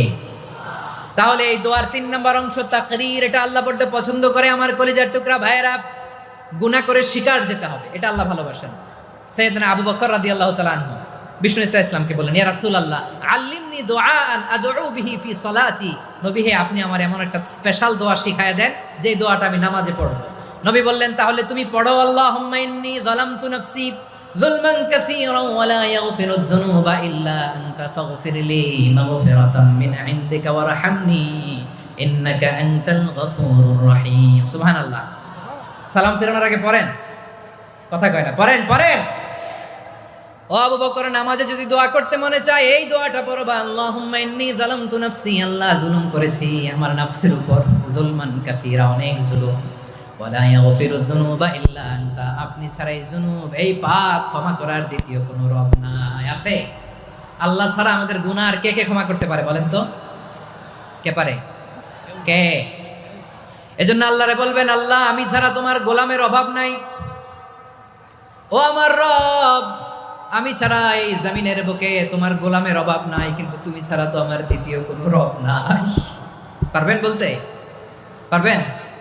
চোখের পানি ছেড়ে আল্লাহরে বলবেন, আল্লাহ তুমি আমার রব, তুমি আমার সব। কি বলবেন? আল্লাহ আমারে রব। সবাই বলুন, আল্লাহ আমারে রব, দমে দমে তনু মনে তারি অনুভব, আল্লাহ আমারে রব। আল্লাহরে বলেন, আল্লাহ তুমি আমার রব, তুমি আমার সব।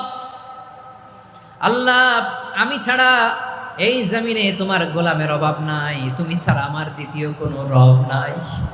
এ কথা বলে চোখের পানি ছেড়ে আল্লাহরে স্বীকৃতি দেন, আল্লাহ আমি পাপী, আল্লাহ এই জমিনে আমার চেয়ে বড় পাপী আর কেউ নাই।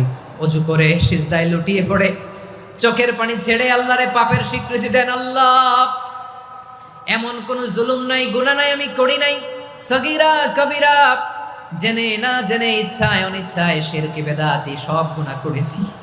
আল্লাহ আকাশের নিচে জমিনের উপরে আমার চেয়ে বড় গুনাহগার আর কেউ নাই। চোখের পানি ছেড়ে আল্লাহরে বলেন, আল্লাহ আমি ছাড়া তোমার গোলামের অভাব নাই, তুমি ছাড়া আমার দ্বিতীয় কোনো রব নাই, তুমি ছাড়া তো কেউ আমার গুনাহ ক্ষমা করার নাই, তুমি আমার রব, তুমি আমার সব। বলতে পারবেন? এই তাকরীর আমার পটুয়াখালীর ভাইয়া, এই স্বীকৃতিটা দেখতে আল্লাহ বড্ড ভালোবাসে, কারণ আমরা সবাই গুনাহগার। আমরা সবাই কি? বিশ্বনবী বলেন, কুল্লুকুম খাত্তাউন, আ বনি আদম তোমরা সবাই পাপী। সবাই কি? সবাই পাপী। আমরা সবাই পাপী, আপন পাপের বাটখারা দিয়ে অন্যের পাপ মাপি। আমরা যে পাপী এটা ভাবতে মনে চায় না কারো, খালি অন্যের পাপ দেখি আমরা, এটা ভুল। ওর এই পাপ, ও পাপী, ও জালেম, ও জাহান্নামী, এরকম একটা টেন্ডেন্সি। আমার যে কি হালাত এটার খেয়াল নাই। খেয়াল করতে হবে যে আমি সবচেয়ে বড় পাপী, ঠিক কিনা বলেন? পাপ করি না এমন কেউ আছি? হ্যাঁ আছি, আছি। কেউ না জানলেও জানে কে আমার পাপের ঘটনা? পৃথিবী না জানুক আমি তো জানি, আমি কি পাপ করেছি হায়। ও আমার কলিজার টুকরা ভাইরা, মাথাটাকে নিচু করে জীবনের সব গুনার ফিরিস্তিগুলো একটা একটা করে স্বীকার করে আল্লাহরে বলেন, আল্লাহ আমি পাপী, আল্লাহ আমার চেয়ে বড় পাপী এই দুনিয়াতে কেউ নাই, আকাশের নিচে জমিনের উপরে আমার চেয়ে বড় পাপী কেউ নাই। একটা একটা করে আল্লাহ স্বীকার করি আমি পাপী, সব পাপের স্বীকৃতি দিলাম। পৃথিবী না জানুক আমি তো জানি, আমি কি পাপ করেছি হায়। আমার পাপের করলে বিচার, বাচার আমার নাই উপায়। দয়াময় তুমি মাফ করো আমায়, মাফ করো আমায়। আল্লাহ তাআলা যদি দয়া করে আমাদেরকে মাফ না করে, আমাদের বাঁচার কোনো উপায় নাই। আপনি কি ভেবেছেন আপনার নামাজ দিয়ে আপনি জান্নাতে যাবেন? আপনি তাহাজ্জুদ গুজার, সেজদা দিতে দিতে কপালে দাগ ফেলেছেন, এটা আপনারা জান্নাতে নেবে না? আপনি এলাকার সবচেয়ে বড় হাতেম তাই দানশীল, এই দানের ভরসায় বসে আছেন? কশিন কালো না। আমাদের নামাজ, আমাদের রোজা, আমাদের ইবাদত, এগুলোকে মিজানের পাল্লায় উঠালে কোনো ওজনই হবে না। তবে আমাদের একটা কৌশল জানা আছে, আমরা আল্লাহর রহমতের ভিখারি। আমরা সেদিন আগেই গুনার স্বীকৃতি দিয়ে দেব। আমরা বলবো, আল্লাহ তুমি প্রশ্ন করার আগে তোমার একটা কথা বলি, আমারে কিছু জিজ্ঞেস করো না, আমি সব করেছি। এমন কোনো পাপ নাই যে পাপ আমারে দিয়ে হয় নাই। তোমার রহমত দিয়ে তুমি জান্নাতে পাঠাবা, তোমার দয়ায় জান্নাতে যেতে চাই, আমল দিয়ে না। পারবেন বলতে? কিয়ামতের দিন আমরা বলবো, আল্লাহ আমার আমল দিয়ে জান্নাত চাই না, আমি তোমার দয়া দিয়ে জান্নাত চাই। তোমার দয়া ছাড়া আমার কোনো উপায় নাই। কারণ আল্লাহ যদি বিচার করে, বাঁচার কারো উপায় নাই। আল্লাহ যদি বলে ফেলেন তুই এটা করলি কেন, ওখানে গেলি কেন, কোরআনে 1000 বার নিষেধ করলাম তারপরেও এই পাপে জড়ালি কেন, এরকম প্রশ্ন ছুড়ে দিলে আমার উত্তর আছে? বাঁচার কোনো উপায় আছে? রোজ হাসরে হে আল্লাহ আমার করোনা বিচার, আল্লাহ করোনা বিচার।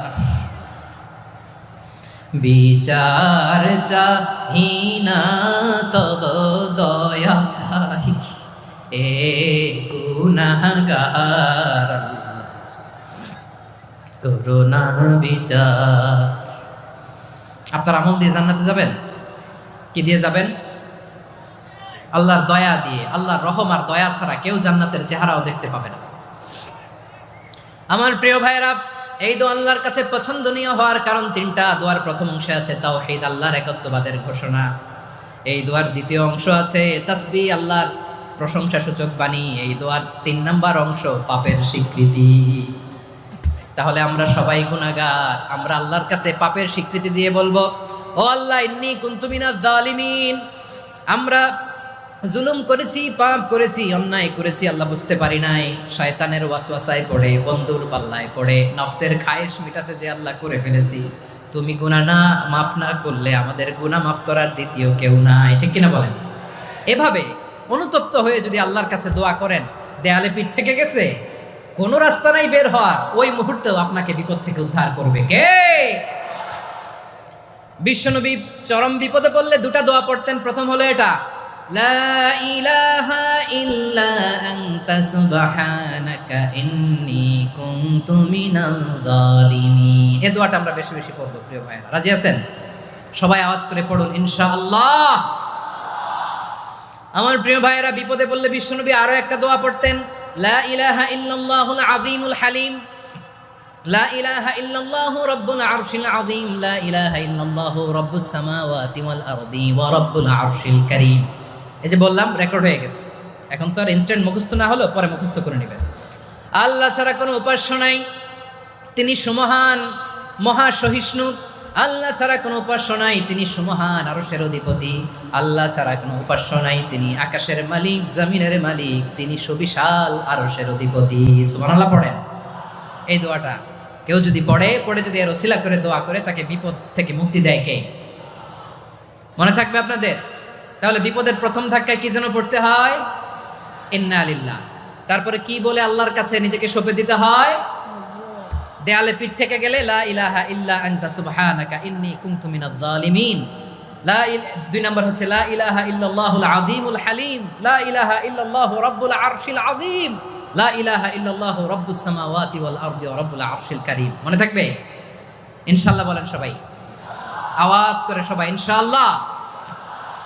অনেক সময় এমন হয়, হঠাৎ বিপদের সম্মুখীন হই আমরা, রেডি হয়ে বের হয়েছে অফিসে, হঠাৎ অ্যাক্সিডেন্টে পড়ে যাই, হঠাৎ পেটের ব্যথায় অজ্ঞান, এরকম হয় না? আপনাদের হয় না? বিষ্ণু ইসলাম বলেন আকস্মিক দুর্ঘটনার বিপদ থেকে যদি কেউ বাঁচতে চায় সকাল সন্ধ্যা যেন প্রত্যেকে এই দোয়াটা পড়ে। সকালে যদি 3 বার পড়ে সন্ধ্যা পর্যন্ত হঠাৎ হঠাৎ বিপদ থেকে সে রক্ষা পাবে।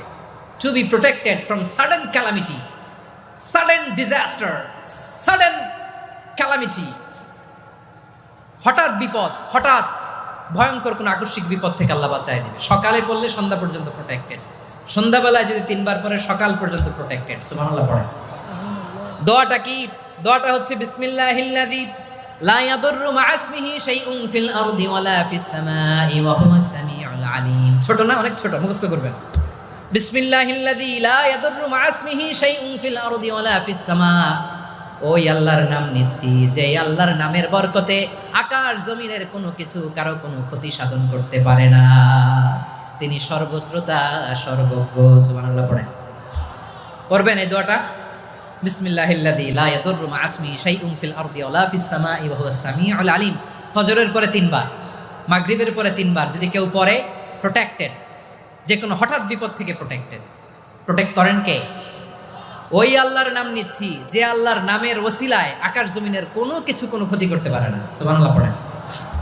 আচ্ছা, এবার আমাদের জীবনে দুশ্চিন্তা আছে না নাই বলেন? Tension, hyper tension, anxiety, depression, চিন্তা, টেনশন নাই এরকম কে কে আছে দেখি? হাত তোলেন। ওই যে হাত তুলছে এক আল্লাহর ওলি, ওই যে। টেনশন নাই তোমার? মাশাআল্লাহ। ও না বুঝে তুলছে, ঝোঁকের চোটে, জোশের ঠেলায় ধাক্কায় তুলে ফেলছে। সবার জীবনে টেনশন আছে না নাই? এই দুশ্চিন্তা, পেরেশানি, মারাত্মক পেরেশানি থেকে মুক্তি পাওয়ার জন্য বিষ্ণু ইসলাম 2টো দোয়া পড়তেন। কয়টা? অনেকগুলো পড়তেন। স্পেশাল 2টো দোয়া আজকে আপনাদের শিখায় যাবো। শুনবেন না? কষ্ট হচ্ছে? সংক্ষিপ্ত মুনাজাত দিয়ে দেই। ওরে আল্লাহ, আমি তো 9:30 ক্রস করে ফেলছি মাসুদ ভাই, খেয়াল করে নেই। আরো কয়েক মিনিট? ঠিক আছে, ঠিক আছে। পেরেশানিতে পড়লে, টেনশনে পড়লে এই দোয়াটা, প্রিয় ভাইরা, বিষ্ণু ইসলাম যখন খুব বিপদে পড়তেন, দুশ্চিন্তা ওনাকে ঘিরে ধরতো, উনি পড়তেন ইয়া হাইয়ু ইয়া কাইয়ুম বিরহমাতিকা আস্তাগীথ, ইয়া হাইয়ু ইয়া কাইয়ুম বিরহমাতিকা আস্তাগীথ, ইয়া হাইয়ু ইয়া কাইয়ুম, হে শাশ্বত অবিনশ্বর, হে চিরঞ্জীব, বিরহমাতিকা আস্তাগীথ, তোমার রহমতের উসিলায় তোমার কাছে ফরিয়াদ করি। এটা পড়তেন। আবার আরেক বর্ণনায় এসেছে ইয়া হাইয়ু ইয়া কাইয়ুম বিরহমাতিকা আস্তাগীথ আসলিহ লি শা'নি কুল্লাহু ওয়ালা তাকিলনি ইলা নাফসি তারফাতা আইন। আসলিহ লি শা'নি কুল্লাহ, আল্লাহ আমার সবকিছু আপনি সেটেল করে দেন। আমাদের সব ঝামেলা সেটেল করে দিতে পারে কে? আমরা তো সেটেলমেন্টের জন্য এসপি সাহেবের কাছে যাই, ডিসি সাহেবের কাছে যাই, অমুক ভাইয়ের কাছে যাই, তমুক ভাইয়ের কাছে যাই। এই দোয়া পড়লে আরশের উপর থেকে আপনার ম্যাটার সেটেল করে দিবে কে? তাহলে পড়বেন ইয়া হাইয়ু, হে চিরঞ্জীব। হাইয়ু মানে চিরঞ্জীব, যিনি চিরকাল বেঁচে থাকবেন, মরবেন না। আল্লাহ মরবেন? তার কোনো লয় আছে? ক্ষয় আছে? সূরা রহমানে আল্লাহ বললেন কুল্লু মান আলাইহা ফানি ওয়া ইয়াবকা ওয়াজহু রাব্বিকা যুল জালালি ওয়াল ইকরাম ফাবিআইয়ি আলাই রাব্বিকুমা তুকাযিবান। জমিনে যা আছে সব ভ্যানিশ হয়ে যাবে, নিশ্চিহ্ন হয়ে যাবে, শেষ হয়ে যাবে, সব বিলুপ্ত হয়ে যাবে একজন ছাড়া। জোরে বলেন তিনি কে? ইয়া হাইয়ু। আমার সাথে আওয়াজ করে পড়েন ইয়া হাইয়ু ইয়া কাইয়ুম ইয়া হাইয়ু ইয়া কাইয়ুম বিরহমাতিকা আস্তাগীথ আসলিহ লি শা'নি কুল্লা ওয়ালা তাকিলনি ইলা নাফসি তরফাতা আইন। এভাবে দোয়া করলে আপনাকে বিপদ মুক্ত করবে কে? এই দোয়াটা কেন পছন্দ আল্লাহর কাছে? কারণ এখানে আল্লাহর 2টা সুন্দর নাম আছে, গুণবাচক নাম, আল হাই, আল কাইয়ুম। এই 2টো নাম আছে এখানে। আবার এই 2টা আয়াতুল কুরসির অংশ। আয়াতুল কুরসির শুরুতে এটা আছে না নাই? হ্যাঁ, আছে না নাই? 3 নম্বর কারণ এটা ইসমে আজম। কোন দোয়াটা ইসমে আজম? যে দোয়া ওসিলায় দোয়া করলে আল্লাহ দোয়া ফেরায় না। অনেকগুলো মত আছে, সবচেয়ে ভ্যালিড মত হচ্ছে এটা, ইয়া হাইয়ু ইয়া কাইয়ুম। এর ওসিলা দিয়ে দোয়া করলে দোয়া কবুল করে কে? 2 নম্বরে বিশ্বনবী মারাত্মক বিপদে পড়লে আরেকটা দোয়া পড়তেন, আল্লাহুম্মা ইন্নী আবদুক। আগে দোয়াটা পড়ি, শুনেন। আল্লাহুম্মা ইন্নী আবদুক ওয়াবনু আবদিক ওয়াবনু আমাতিক নাসিয়াতি বিয়াদিক মাদিন ফিয়া হুকমুক আদলুন ফিয়া কাদাউক আসআলুকা বিকুল্লি ইসমিন হুয়া লাক সাম্মাইতা বিহি নাফসাক আও আনজালতাহু ফি কিতাবিক আও আল্লামতাহু আহাদাম মিন খালকিক أو استأثرت به في علم الغيب عندك أن تجعل القرآن ربيع قلبي ونور صدري وجلاء حزني وذهاب همي سبحان الله পড়েন বিষ্ণু বলতেন আল্লাহুম্মা ইন্নী আবদুক ও আল্লাহ আমি আপনার গোলাম ওয়াবনু আবদিক গোলামের ঘরের গোলাম ওয়াবনু আমাতিক বাদির ঘরের গোলাম মানে আল্লাহ আমি আপনার গোলাম আমার বাবা আব্দুল্লাহ ছিল আপনার গোলাম আমার মা আমিনা ছিল আপনার বাদী মানে আমরা গোলাম বংশের সব গোলাম নিজেরে এর চেয়ে আর ছোট করে আল্লাহর কাছে উপস্থাপন করা যায় আমার ভাইরা কথা কি বুঝতেছেন নিজেকে এর চাইতে ছোট নগণ্য আর তুচ্ছ করে আল্লাহর সাথে প্রেজেন্ট করা যায় বিশ্বনবী বললেন ও আল্লাহ আমি আপনার গোলাম গোলামের ঘরের গোলাম দাসীর ঘরের গোলাম নাসিয়াতি বিয়াদিক আমার মাথার চুলের ছুটি আপনার হাতের মুঠোয় আপনি ডানে টান দিলে আমি ডানে যেতে বাধ্য আপনি বাঁয়ে টান দিলে বাঁয়ে যেতে বাধ্য সুবহানাল্লাহ বলেন পিছনে দুই একজন ভাই দাঁড়ালেন কেন হ্যাঁ বসুন জায়গা চেঞ্জ করতেছে সেই দুপুর থেকে বসে আছে আমি জানি মাশাআল্লাহ কেউ দুই একজন বেরিয়েছে গ্যাপ পূরণ করতেছে মাশাআল্লাহ পড়েন সুবহানাল্লাহ আলহামদুলিল্লাহ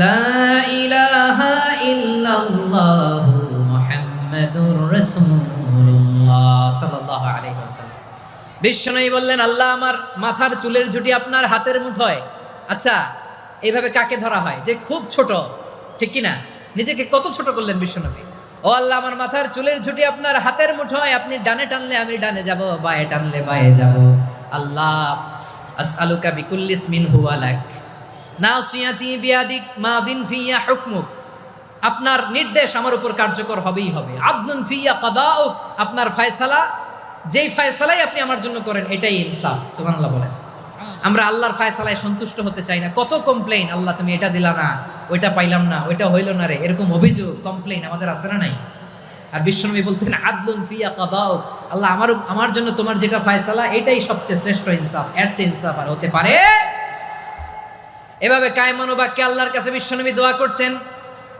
এরপরে বিশ্বনবী বলেন আল্লাহ তোমার যত নাম আছে সব নামের ওসিলায় দোয়া করি যে নাম তুমি আমাদেরকে জানিয়েছো যে নাম তুমি আমাদেরকে জানাও নাই যে নাম তুমি কোরআনে নাজিল করেছো যে নাম নাজিল করো নাই যে নাম শুধু নবীদেরকে জানিয়েছো আর আল্লাহর এমন কিছু চমৎকার চমৎকার সুন্দর সুন্দর নাম আছে এই নামগুলো রব্বুল আলামিন কাউকে জানাবে না সুবহানাল্লাহ বলেন আমরা তো 99 নাম জানি 100 নাম জানি আল্লাহ কিন্তু আল্লাহর এমনও কিছু নাম আছে যেগুলো আল্লাহ বিশ্বনবীরও জানায় নাই এগুলো আল্লাহ ইলমুল গায়বে রেখে দিয়েছেন দোয়ার সময় বলবেন আল্লাহ তোমার যেই নামগুলো জানি যেগুলো জানি না যেগুলো কোরআনে আছে যেগুলো নাই যেগুলো নবীরে খাস ভাবে জানাইছো ওগুলোর উসিলায় যেগুলো কোনোদিন জানাবাও না তোমার ওই নামের উসিলাও তোমার কাছে চাই আল্লাহ কোরআনকে আমার হৃদয়ের বসন্ত বানাও আমার বক্ষের জ্যোতি বানাও আমার চিন্তা দুশ্চিন্তা তুমি দূর করে দাও বিশ্বনবী বললেন এই কালিমাগুলো এই বাক্যগুলো পড়ে যদি কেউ আল্লাহর কাছে ফরিয়াদ করে তার হৃদয় থেকে দুশ্চিন্তা কাটিয়ে দিবে কে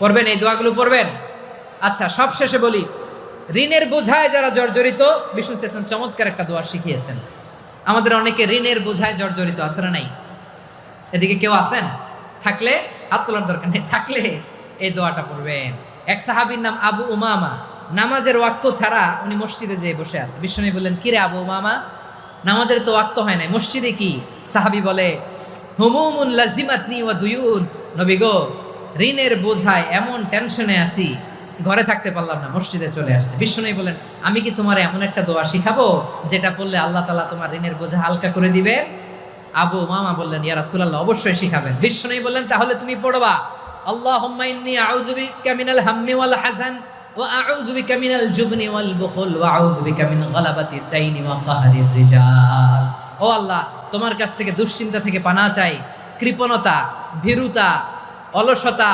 কার্পণ্যতা এই সব কিছু থেকে মানুষের কঠোরতা আমার উপর মানুষের আধিপত্য এবং ঋণের বোঝা থেকে পানাহ চাই এই দোয়াটা যখন বিশ্বনবী শিখাই দিলেন আবু উমামা বারবার এই দোয়া পড়ে আল্লাহুম্মা ইন্নী আউযু বিকা মিনাল হাম্মি ওয়াল হাযান ওয়া আউযু বিকা মিনাল আজজি ওয়াল কাসাল ওয়া আউযু বিকা মিনাল জুবনি ওয়াল বুখল ওয়া আউযু বিকা মিন গলাবাতিদ দাইনি ওয়া কাহরির রিজাল আবু মামা বলে এই দোয়া আমি পড়তে লাগলাম কিছুদিন পরে দেখা গেল বিশ্বনবীর শেখানো এই দোয়ার বদৌলতে আল্লাহ তাআলা আমার সব ঋণ পরিশোধের ব্যবস্থা করে দিয়েছেন। পড়বেন আমার প্রিয় পটুয়াখালীর ভাইরা, বিশ্বনবীর জামাতা সাইয়্যিদিনা আলী রাদিয়াল্লাহু তাআলা আনহুর কাছে এক লোক এসে বলে, হে আলী, ঋণের বোঝায় আমি জর্জরিত, আমার কিছু অর্থ দিয়ে সাহায্য করো। সাইয়্যিদিনা আলী রাদিয়াল্লাহু তাআলা আনহু বললেন, আমি কি তোমার এমন একটা দোয়া শিখাবো যেটা বিশ্বনবী আমাদের শিখিয়েছেন? এই দোয়া যদি তুমি পড়ো, লাউ কানা আলাইকা মিসলু জাবালিন কাবীরিন দাইনান আব্দুল্লাহু আনকা, পাহাড় পরিমাণে যদি ঋণের বোঝা হয় আল্লাহ এটা পরিশোধের ব্যবস্থা করে দিবেন। ছোট্ট একটা দোয়া বিশ্বনবী শিখালেন, বললেন তুমি পড়বা আল্লাহুম্মা কফিনি বিহালালিকা আন হারামিকা ওয়া আগনিনি বিফাদলিকা আম্মান সিওয়াক। মুখস্থ আছে? হ্যাঁ আছে। আল্লাহুম্মা কফিনি বিহালালিকা আন হারামিক, আল্লাহ তোমার হালাল দিয়ে আমাকে পরিতুষ্ট করো, হারাম থেকে বাঁচিয়ে রাখো, আর তোমার অনুগ্রহে মানুষের মুখাপেক্ষী যেন আমি না হই, আমি যেন সবসময় তোমার মুখাপেক্ষী হয়, ওই তৌফিক দিও। সুবহানাল্লাহ পড়েন। এই দোয়া বেশি বেশি পড়লে ঋণের বোঝা হালকা করে দিবে কে? তাহলে প্রিয় ভাইয়েরা, বিপদে পড়লেই প্রথমে কি পড়বেন? পটুয়াখালী ভুইলা গেছে। বিপদে পড়লেই প্রথমে ইন্না লিল্লাহ কি বলে নিজেকে আল্লাহর কাছে সঁপে দিতে হয়? হাসবুনাল্লাহ। চরম বিপদে দেয়ালে পিঠ থেকে গেছে, তখন লা ইলাহা ইল্লা আনতা সুবহানাকা ইন্নী কুনতু মিনাজ জালিমিন। এরপরে লা ইলাহা ইল্লাল্লাহুল আযীমুল হালিম, এই দোয়া। আকস্মিক বিপদ, হঠাৎ যেন কোনো বিপদ আমাকে পেয়ে না বসে, এটার জন্য বিসমিল্লাহিল্লাযী লা ইয়াদুররু মা ইসমিহি শাইউন ফিল আরদি ওয়ালা ফিস সামাই ওয়া হুয়াস সামিউল আলীম। সকালে 3 বার, রাতে 3 বার। আর মারাত্মক tension, hyper tension, anxiety, depression থেকে বাঁচার জন্য 2 দোয়া, ইয়া হাইয়্যু ইয়া কাইয়্যুম, ইয়া হাইয়্যু ইয়া কাইয়্যুম, মনে থাকবে? আর আল্লাহুম্মা ইন্নী আবদুক, এই দোয়া। ঋণ থেকে বাঁচার জন্য 2 দোয়া, আল্লাহুম্মা ইন্নী আউযু বিকা মিনাল হাম্মি ওয়াল হাযান, এটা। আর আল্লাহুম্মা কফিনি বিহালালিকা আন হারামিকা ওয়া আগনিনি বিফাদলিকা আম্মান সিওয়াক। আর সব সময় পড়ার জন্য একটা আমল দিয়ে যাই, উঠতে বসতে, অফিসে যাচ্ছেন, অফিস থেকে ফিরতেছেন, বসে আছেন, শুয়ে আছেন, ছোট্ট এক শব্দে আমরা যেন বেশি বেশি পড়ি আস্তাগফিরুল্লাহ। আওয়াজ করে আমার সাথে পড়ুন আস্তাগফিরুল্লাহ, আবার পড়ুন আস্তাগফিরুল্লাহ। আল্লাহ রাসূল সাল্লাল্লাহু আলাইহি ওয়াসাল্লাম বলেন, মান লাজিমাল ইস্তিগফার, যে সব সময় এরকম ইস্তিগফারের সাথে লেগে থাকে, জাআলাল্লাহু লাহু মিন কুল্লি দীকিন মাখরাজা, আল্লাহ তাআলা তাকে কোনো বিপদে আটকান না, সে জীবনে আটকাবে না, যে কোনো বিপদে আল্লাহ তার রাস্তা বের করে দিবেন। Way out, you will get a way out and solution. সুবহানাল্লাহ। ওয়া মিন কুল্লি হাম্মিন ফারাজা, দুশ্চিন্তা মুক্ত হবে। ওয়া ইয়ারযুকহু মিন হাইসু লা ইয়াহতাসিব, এমন জায়গা থেকে আল্লাহ রিজিকের বন্দোবস্ত করবে যেটা সে কল্পনাও করে নাই। আওয়াজ করে পড়েন সুবহানাল্লাহ। তাহলে মনে থাকবে আস্তাগফিরুল্লাহর কথা। সব শেষ কথা বলবো, সব শেষ আমার প্রিয় ভাইয়েরা, এটা গেল নিজের বিপদ। কিসের বিপদ? নিজে যদি বিপদে পড়েন, অন্যের বিপদ যদি দেখেন, এটার জন্য একটা দোয়া আছে। অনেক সময় আমরা দেখি হাসপাতালে ক্যান্সারের 3rd স্টেজে চলে গেছে, লোকটা হ্যাংলা হয়ে চিকন হয়ে হায়রে কি কষ্ট পায়, দেখি না? বিষ্ণু বলে একটা দোয়া যদি কেউ অন্যের কোনো বিপদ দেখে পড়ে, ওই বিপদ তার জীবনে কখনো আসবে না। শুনবেন? শোনার আগ্রহ আছে? অনেক সময় হয় যে আমরা মহাসড়ক দিয়ে যখন চড়ি, দুর্ঘটনায়, আইরে আল্লাহ, দুর্ঘটনায় মানুষের মাথা একদিকে, দেহ আরেকদিকে, ব্লিডিং, এরকম হয় না? আল্লাহ তুমি হেফাজত করো। বিশ্বনবী বলেন এই দুর্ঘটনা দেখে কেউ যদি এই দোয়াটা পড়ে, তার জীবনে সে কোনোদিন এরকম অ্যাক্সিডেন্টের সম্মুখীন হবে না। শুনবেন? বিশ্বনবী বলেন অন্যের বিপদ দেখে কেউ যদি পড়ে, আলহামদুলিল্লাহিল্লাযী আফানি মিম্মা বাতালাকা বিহি ওয়া ফাদ্দালানি আলা কাসীরিন মিম্মান খালাকা তাফদীলা, মানে প্রশংসা সে আল্লাহর, যে আল্লাহ তাআলা তোমাকে যেই জিনিস দিয়ে পরীক্ষা করেছে, আমাকে ওইটা থেকে বাঁচিয়ে দিয়েছে। তোমাকে আল্লাহ যেই বিপদে ফেলেছে, আমাকে ওই বিপদ থেকে তিনি মুক্ত রেখেছে, আর তার অনেক সৃষ্টির উপর আমাকে তিনি প্রাধান্য দিয়েছে। সুবহানাল্লাহ পড়েন। যে কোনো বিপদ, কারো ক্যান্সার দেখে যদি এই দোয়াটা আপনি বিশ্বাসের সাথে পড়েন, জীবনে কোনোদিন ক্যান্সার রোগে আক্রান্ত হবেন না। দুর্ঘটনা দেখে যদি পড়েন, ওই দুর্ঘটনা আপনাকে স্পর্শ করবে না। যে কোনো কারো বিপদ দেখে যদি কোনো বিশ্বাসী বান্দা এই দোয়া পড়ে, বিশ্বনবী বলেন লাম ইউসিবহু যালিকাল বালা, ওই বিপদ তাকে আর ধরবে না। উফিয়া মিনহু মিন যালিকাল বালা কাইনাম মা কান, সে যতদিন হায়াত পাবে কোনোদিন ওই বিপদ তাকে স্পর্শ করবে না। এই দোয়াটা পড়তে রাজি আছেন? আমার প্রিয় ভাইরা, তাহলে পুরো আলোচনার সেন্ট্রাল থিম হচ্ছে আমাদের জীবনে বিপদ আসবে, কষ্ট আসবে, দুঃখ আসবে, কিন্তু বিপদে আপদে আমরা হাল ছেড়ে দিব না, হতাশ হব না। মুমিন হতাশ হয় না, নিরাশ হয় না, হাল ছেড়ে দেয় না। মুমিন ভরসা রাখে একজনের উপর। আওয়াজ করে বলুন, যিনি কে? বিপদে পড়লে আমাদেরকে উদ্ধার করে কে? আবার আমাদেরকে যদি কোনো নেয়ামত আল্লাহ দিতে চান, ওইটা কেড়ে নেওয়ার ক্ষমতা কারো আছে? তাহলে আমরা কানেক্টিভিটি বাড়াবো কার সাথে? আমাদের প্রার্থনার ফরিয়াদের হাত তুলবো কার কাছে? রাজি আছেন? পটুয়াখালীর ভাইয়েরা, মনে থাকবে কথাগুলো? আল্লাহ তাআলা আমাদের সবাইকে কথাগুলো বোঝার ও আমল করার তৌফিক দান করুন।